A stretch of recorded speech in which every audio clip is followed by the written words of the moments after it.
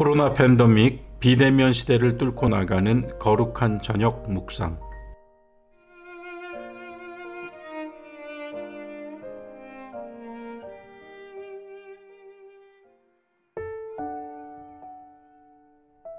안녕하십니까 교우 여러분.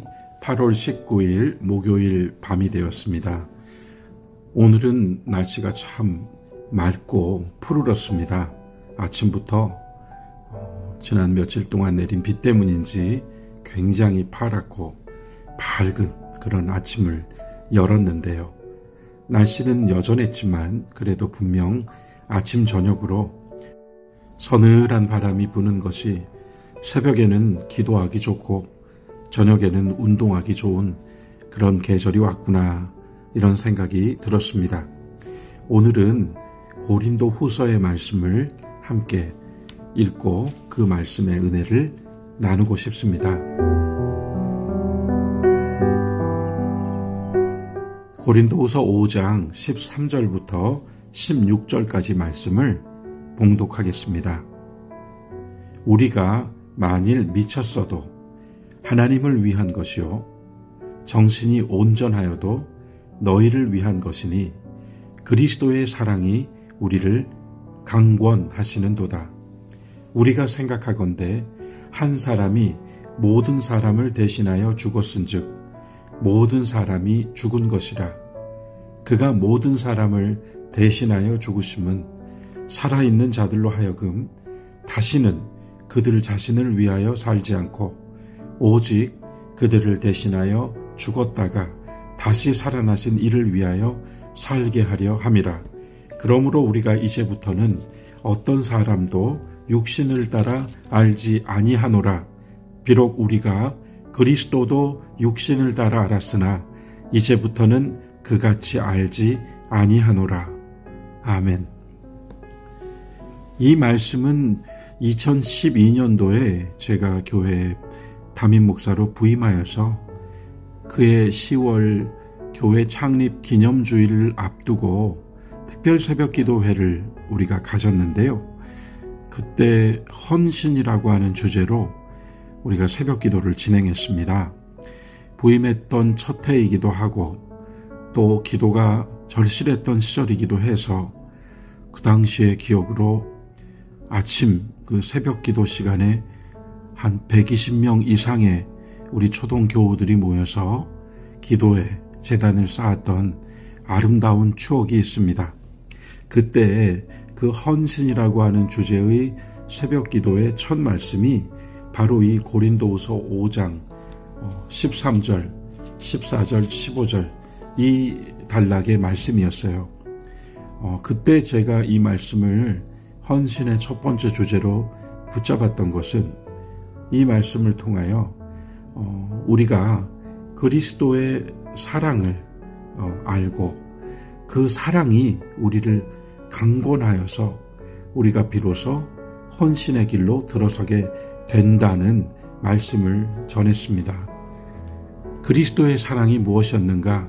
그가 우리를 위하여 자신을 내어주시고 죽으신 것이며 그 죽으심은 우리 모두가 그와 함께 죽은 것이었고 동시에 살아있는 우리들로 하여금 나를 위하여 죽으신 그분을 위하여 나의 삶을 새롭게 하는, 나의 삶의 내용을 새롭게 하는 결단으로 이끌어준다.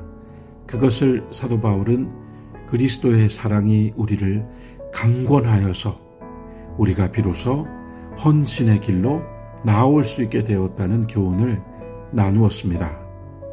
주의 사랑이 나를 이끌어서 내가 이 사랑의 길로 들어선 것이다 하는 어떤 말씀의 영적인 교훈 위에서 우리가 그 헌신이라고 하는 주제를 다루었던 것이죠. 우리는 그리스도의 죽음을 당연한 죽음이라고 생각하지 않습니다. 그리스도는 죽지 않으실 수 있었고 죽음을 마주하시지 않을 수 있는 권세가 있었고 능력이 있었고 무엇보다도 그리스도 예수는 하나님께로부터 하늘로부터 오신 분이었습니다. 하늘을 버리고 보통 우리가 찬송할 때 그런 가사가 있죠. 하늘 보좌를 버리고 땅으로 오신 하나님, 하늘을 버렸다는 것은 그분이 그 영광스러운 자리를 기꺼이 내던지시고 고통과 시련과 시험과 죽음이 있는 인간이 마주하고 서 있는 현실 속으로 오셨다는 의미잖아요. 그렇게 먼저 그분이 자신에게 주어져 있는 모든 좋은 것들을 포기하셨기 때문에, 그리고 가장 고통스러운 자리로 고통받는 사람보다 더 낮은 자리에 서셨기 때문에 우리가 살아났고, 우리 또한 그리스도를 따라 산다는 것은 그분이 걸어가셨던 그 길과 사셨던 그 삶을 본받아 사는 것이기에 헌신은 사명이나 책임이나 의무로서가 아니라 사랑의 힘으로 할 수 있다는 것이었습니다. 성경의 사람들과 사도들을 위시하여 초대교회의 성도들이 기꺼이 자신의 목숨을 내놓고 진리를 증거하고 그리스도를 따라갔던 것은 그 역사를 우리가 순교자의 역사라고 하지 않습니까? 그렇게 교회가 순교의 역사에서 출발했다는 것은 정확히 이 교회의 시작은 주의 사랑의 강권하심에 힘입어 그분의 죽으심과 함께 죽고 그분의 사심과 함께 사는 역사가 출발점이었다는 것입니다. 오늘날 우리들은 여전히 세계 도처에서 그리스도인이라는 이유로, 교회를 다니고 있다는 이유로, 또 교회로 모여 있다는 이유로 박해와 죽임을 당하고 죽이겠다는 협박에 시달리는 현실이 있습니다만, 오늘 대한민국의 상황에서 우리는 더 이상 순교의 현실을 직접 몸으로 부딪혀야 되는 상황은 아닙니다.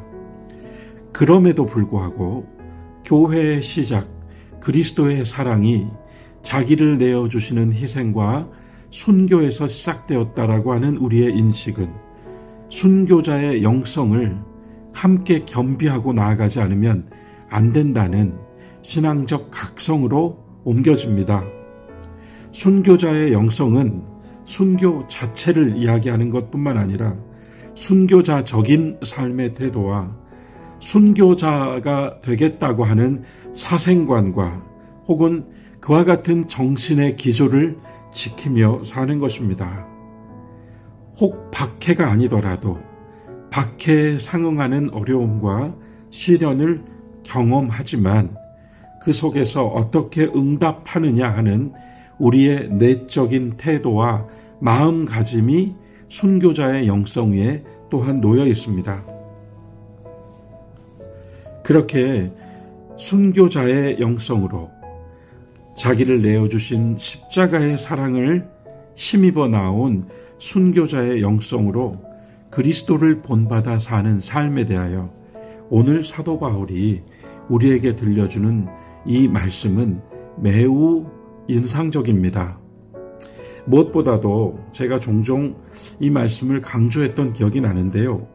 고린도후서 5장 13절은 우리가 만일 미쳤어도 하나님을 위한 것이요 정신이 온전하여도 너희를 위한 것이니, 이 구절 의미심장합니다.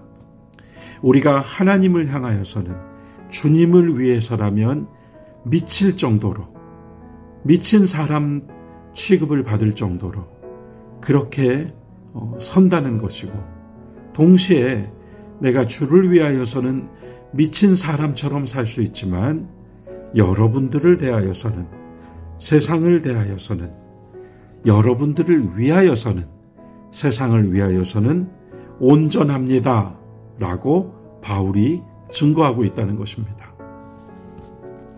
저는 이것이 어떤 신앙의 어떤 양면이라고 할까요? 신앙의 두 가지 측면이라고 하는 것도 좋겠는데요.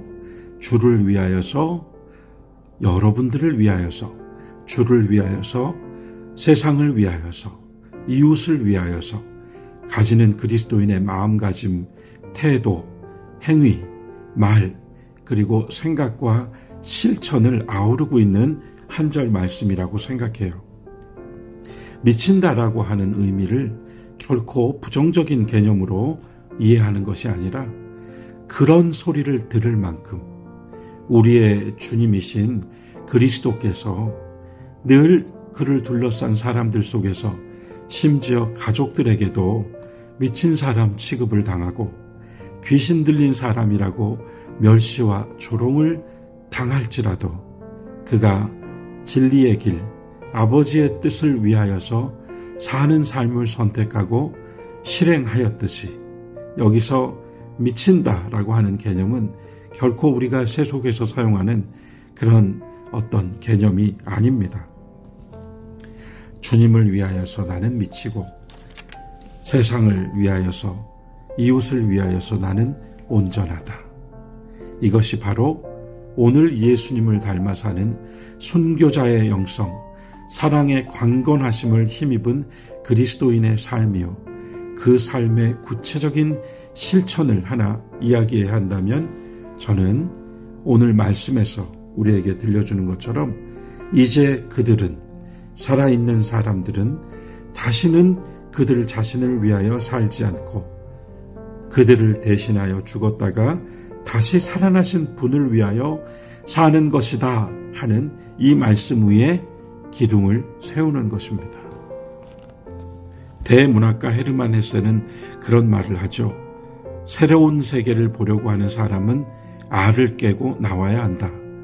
이 말은 그 알 속에 있는 삶도 삶이고 생명이고 그 속에서 성장하고 있었지만 그것은 알 속에 있는 삶이었고 진정 생동하고 약동하며 더 큰 성숙과 성장으로 이끌어주는 새로운 세계를 보려고 하는 사람이라면 그 알을 깨고 나와야 한다. 그 우물 안에서 벗어나야 한다. 자기가 알고 있다고 생각했고 자기가 보고 있다고 생각했던 세상을 깨고 나와야 한다. 내가 이전까지 누구를 위하여 아니 나를 위하여 살았다고 스스로 말할 수밖에 없는 삶의 틀을 깨고 나와야만 하늘을 버리고 오셔 가장 낮은 자리에 스스로 처하신 그리스도를 따라 사는 삶의 구체적인 실행이 가능하다는 것이죠. 그 삶의 내용으로 제가 자주 강조하는 것은 겸손과 온유입니다. 거기서 온유는 단지 착하게 사는 것, 부드러운 사람이 되는 것이 아니라 자신의 권리를 기꺼이 뒤로 하고 나와 함께하고 있는 이들의 권리를 앞세워주고 또한 내가 위하고 있는 그의 입장과 그의 뜻과 그의 목표를 나의 목표와 나의 입장으로 받아들이는 것이고 순응하는 것이고 따라주는 것이고 함께 해주는 것이고 예수께서 겟세마네에서 기도하신 것처럼 내 뜻이 아니라 아버지의 뜻대로 하십시오라고 맡기는 것입니다. 온유는 그런 것입니다. 그리고 또 하나의 덕목인 겸손, 예수께서 하늘 보좌를 버리고 이 땅에 오셨다는 것의 실체는 겸손입니다. 교회의 스승 가운데 성 이냐시오라고 하는 분이 있는데요. 그분은 겸손을 가리키면서 겸손은 예수님을 따르는 삶이다 이렇게 가르쳤습니다. 예수님을 따라 사는 것이 무엇인가? 이냐시오는 그것은 겸손이다 라고 정의했습니다. 그러면서 그는 예수님을 따르는 삶으로서 세 가지 겸손의 길을 이야기해 주었습니다. 그가 말한 첫 번째 겸손의 길은 대죄를 멀리함, 큰 죄를 멀리함이었습니다. 그가 말한 대죄라고 하는 것은 변절하고 부인하는 것이었습니다. 가룟 유다나 베드로와 같이 변절하고 부인하는 것을 그는 큰 죄라고 했습니다.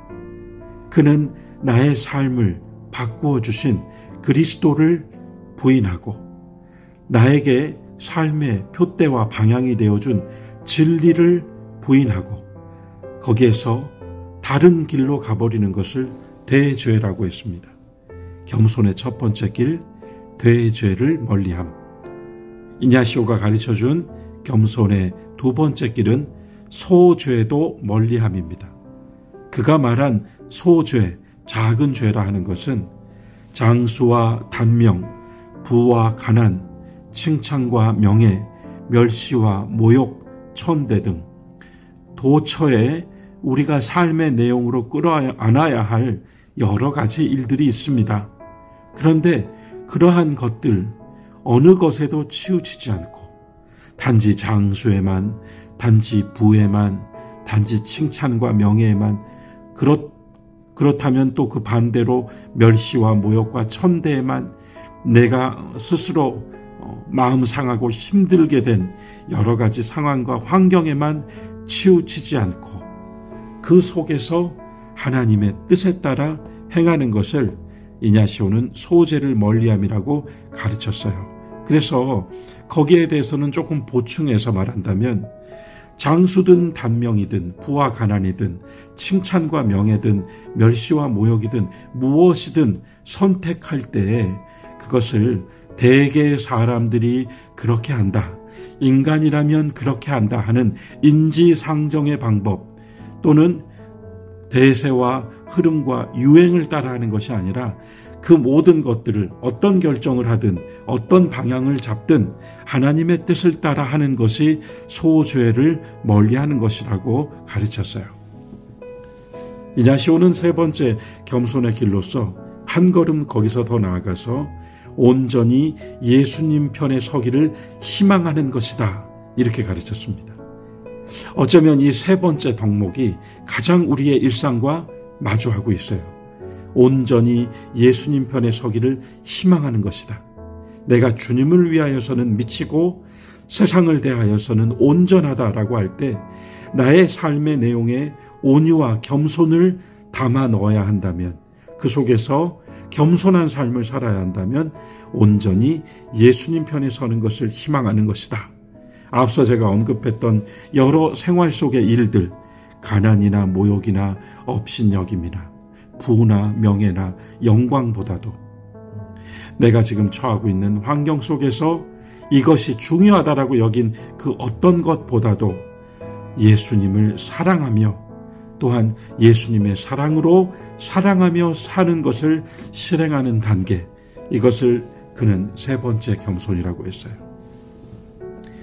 적당히 하자 하는 그런 적당히 하는 방법을 취하는 것이 아니라 매사 매순간 예수님을 선택하고 우선, 그리고 사람들이 혹 싫어하고 사람들이 혹 아니라고 말할지라도, 심지어 미쳤다고 귀신 들렸다고 말할지라도 예수님 편에 서는 방법을 취하는 것. 그래서요, 예수님을 따르는 데에도 길이 있다는 것을 믿음의 스승들은 가르쳐 줍니다.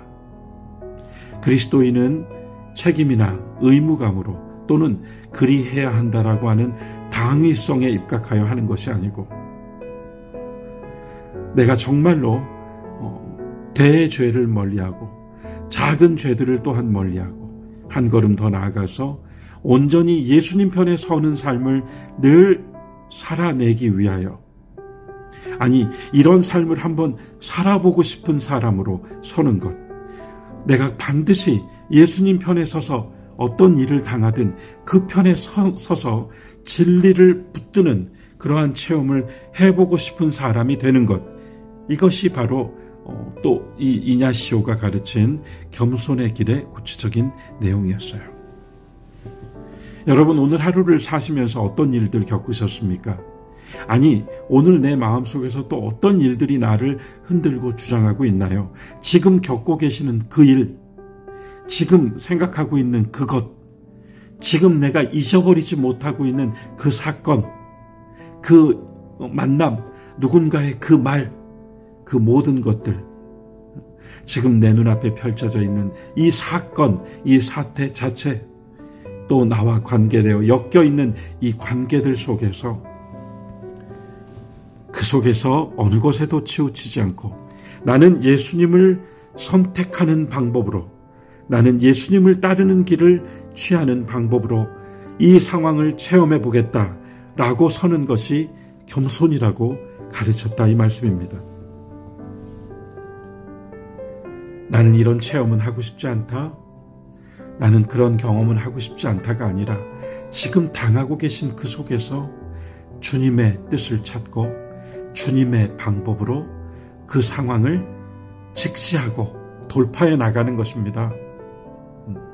그래야만 이 신앙이 인생의 양념 정도로 전락하지 않고 내게 주신 직분이 내 인생의 명함에 적어놓는 한 줄로 끝나는 것이 아니라 나로 하여금 영적인 사람들이 걸어갔던 길, 영적인 사람들은 어떤 길을 걸어요?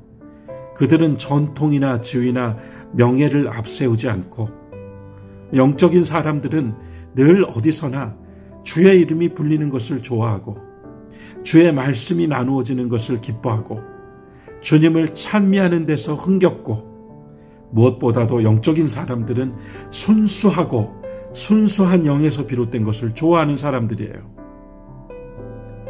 일상 속에서 은총을 누리고 우리가 경험하는 일상 속에서 우리가 행하는 활동들 가운데 하나님께 나아가는 길을 찾아 나가는 그런 깨달음을 우리는 구하고 있습니다. 그리고 내가 혹 오늘 또 어떤 말을 들었고 어떤 멸치를 당했을지라도 그 속에서 하나님과 마주하는 경험을 할 수 있는 것이요. 마지막으로 저는 이렇게 얘기하겠습니다. 여러분과 제가 이 시대 속에서 예수님을 따라가고 있다는 것은 우리가 복음서에 있는 사건들을 그대로 재현할 수는 없잖아요. 우리가 예수님을 따라 살고 예수님의 사랑에 입입어 사랑을 실천하고 산다는 것, 우리가 그분의 사랑에 강권함을 얻어 헌신한다는 것이 복음서에 있는 사건을 그대로 재현하는 게 아니잖아요. 그래서 우리는 이렇게 말할 수 있어요. 우리가 지금 예수님을 따라간다는 것은 내가 예수님의 편에 서는 것이고 예수님의 방법을 취하는 것인데 결국 그것은 내가 섰고 내가 취한 것이므로 예수님을 따라간다는 것은 결국 나의 길을 걸어가고 있다는 것입니다. 내게 주어진 길을 가고 있다는 것입니다.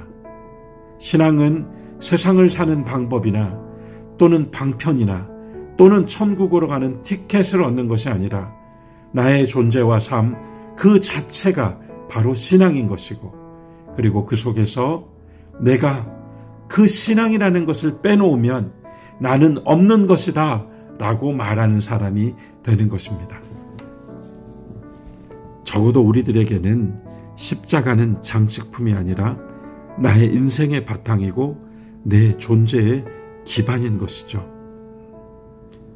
그래서 우리는 신앙을 보석처럼 여기며 살고 있는 것이죠. 사랑하는 교회 여러분, 나도 전에는 육신을 따라 알았고 심지어 그리스도도 육신으로 알았습니다.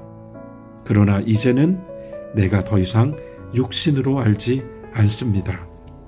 나를 사랑하여 자기를 내어주시고 나를 살리신 그분을 위하여 사는 삶으로, 나를 위하여 살던 삶에서 그분을 위하여 사는 삶으로 바뀐 것이 그리스도인의 삶입니다. 내가 주를 위하여서는 미쳤지만 세상을 위하여서는 온전합니다. 오늘 이 말씀이 우리들의 하루의 묵상의 끝에서 내 하루가 또한 예수님을 따라 삶으로 나의 길을 걸어온 하루인 것을 감사하고 내일도 나는 내게 주신 길을 따라 갑니다 하는 결심이 서는 귀한 저녁이 되시기를 바랍니다. 교회 여러분, 오늘 하루도 수고 많으셨습니다. 주 안에서 평안하십시오.